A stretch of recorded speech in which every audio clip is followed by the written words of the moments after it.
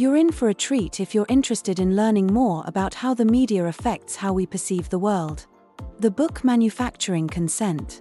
The Political Economy of the Mass Media by Noam Chomsky and Edward S. Herman is revolutionary. This book uncovers how influential organizations shape and manage the news we read and watch, frequently without our knowledge. Herman and Chomsky want to reveal more about the media landscape. They want us to see how the news is framed and controlled to further the interests of the ruling class, in addition to simply being reported.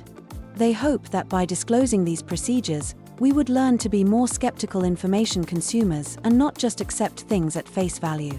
You will gain knowledge of the key concepts, such as the propaganda model, and comprehend the workings of the media's manipulation apparatus. Are you prepared to take a fresh look at the media? Let's examine the summary of manufacturing consent and learn about the unseen factors influencing the news we consume and, eventually, how we perceive the world. To ensure you don't miss anything, please subscribe to our channel, like it, and click the notification bell. Chapter 1 is titled Propaganda Model. This is a notion introduced by the authors to describe how the mass media functions in a capitalist society. They contend that rather than being impartial, the media works to further the agendas of influential businesses and political figures. The important lessons this chapter teaches us are: Number 1, ownership and profit motive. Media outlets are owned by large corporations driven by profit motives. This can influence what news stories are covered and how they are presented to the public. Number 2, advertising revenue. Media outlets depend on advertising revenue, which can lead to self-censorship and the prioritization of stories that align with advertisers' interests. Number 3, sourcing of news. Journalists often rely on official sources, such as government agencies or corporate press releases, which can result in a narrow range of perspectives being represented in the news. Number 4, flack and anticipatory self-censorship. Media organizations face criticism and pressure from powerful entities, leading to self-censorship to avoid backlash. The title of Chapter 2: Worthy and Unworthy Victims. This chapter looks at how different incidents' victims are portrayed by the media according to how deserving they are. The authors contend that marginalized or less politically advantageous victims receive less attention from the media, which frequently favors coverage of victims who support the interests of those in power. What information does this chapter offer?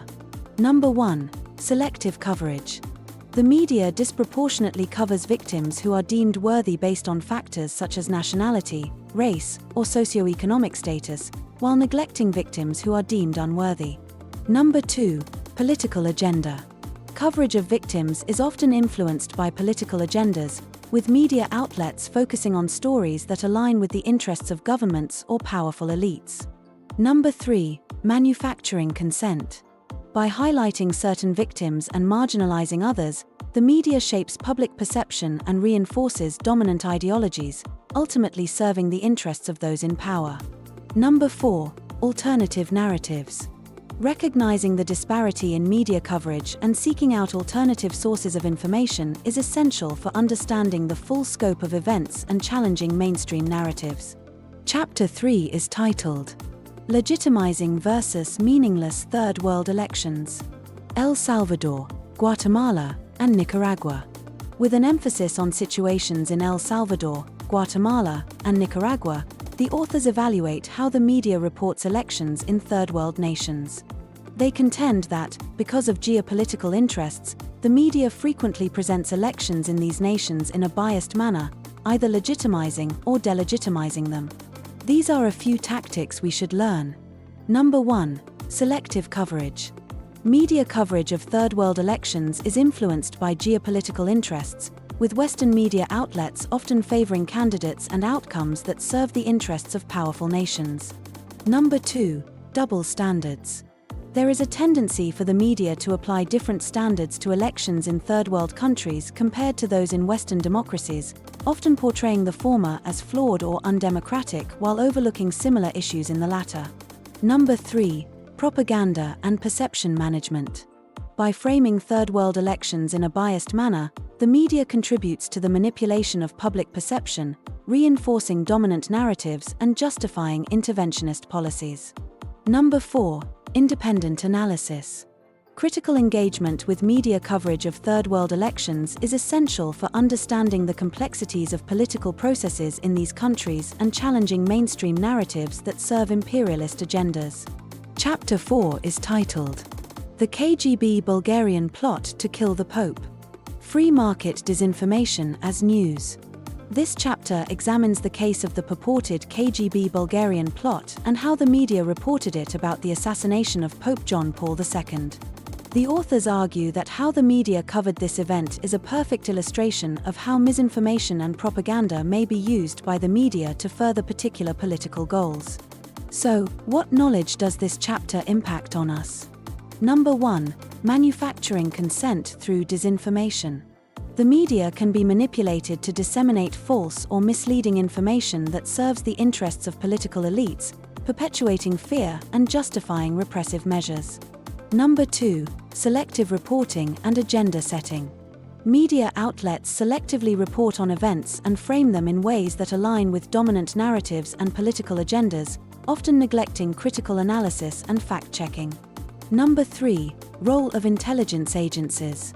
Intelligence agencies play a significant role in shaping media narratives by providing leaks and tips that serve their interests, further blurring the line between journalism and propaganda.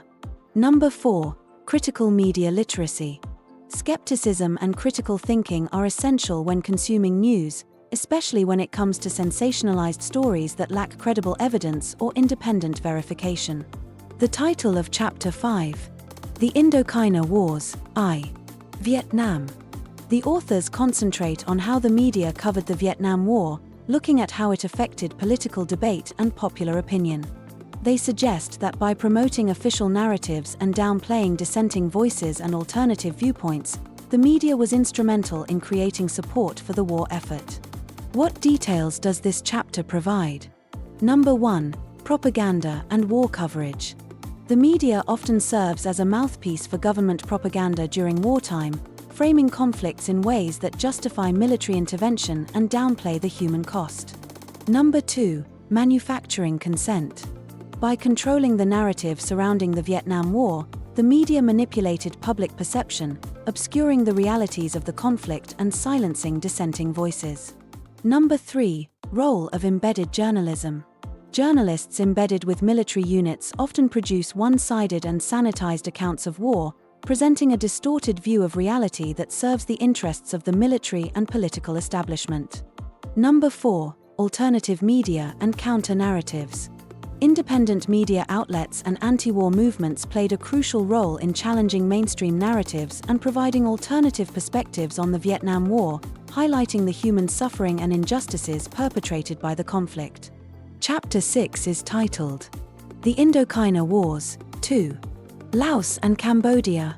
This chapter covers how the Indochina Wars were covered by the media outside of Vietnam, with a particular emphasis on Laos and Cambodia. The authors analyze the framing of these disputes by the media, highlighting the biased reporting and selective coverage that influenced public opinion. Observations that are important to note in this chapter. Number 1. Selective reporting. Media outlets often prioritize certain aspects of conflicts, such as battles or diplomatic negotiations, while neglecting the broader context and human consequences of war, particularly in less strategically significant regions like Laos and Cambodia. Number 2. Human cost of war.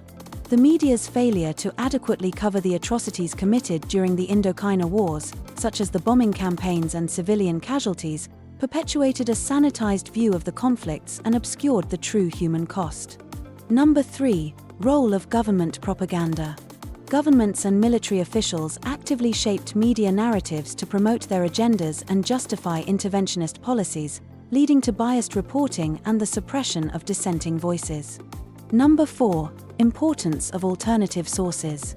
Independent journalists and activists played a crucial role in exposing the realities of the Indochina Wars, providing counter-narratives that challenged mainstream media portrayals and highlighted the suffering of affected communities. The title of Chapter 7. Conclusions. The examination throughout the book comes to a head in this chapter, which offers broad conclusions and thoughts on how the media shapes public opinion and upholds established power systems. To emphasize important themes and concepts, the writers refer to the earlier chapters. What insights does this chapter provide? Number 1. Propaganda model. The authors reiterate the central thesis of the book, that the media operates within a propaganda model, serving the interests of powerful corporations and government elites rather than providing objective and impartial coverage. Number 1. Manufacturing consent. Through selective reporting, biased framing, and manipulation of information, the media manufactures consent for government policies and perpetuates dominant ideologies, effectively shaping public opinion. Number 2. Corporate influence. The authors highlight the influence of corporate ownership and advertising revenue on media content, emphasizing how profit motives often override journalistic integrity and the pursuit of truth. Number 3. Critical media literacy. They stress the importance of critical media literacy in discerning and challenging media narratives, encouraging readers to question mainstream representations and seek out alternative sources of information. Number 4. Alternative voices. The authors celebrate the role of independent media outlets, activists, and dissenting voices in offering alternative perspectives and challenging dominant narratives, underscoring the importance of diversity in media representation. I hope this summary has opened your eyes to the various forces at work behind the scenes in the media and how it functions. Recall that the first step to becoming a more knowledgeable and astute news consumer is being aware of these factors. Please hit the notification bell, like and subscribe.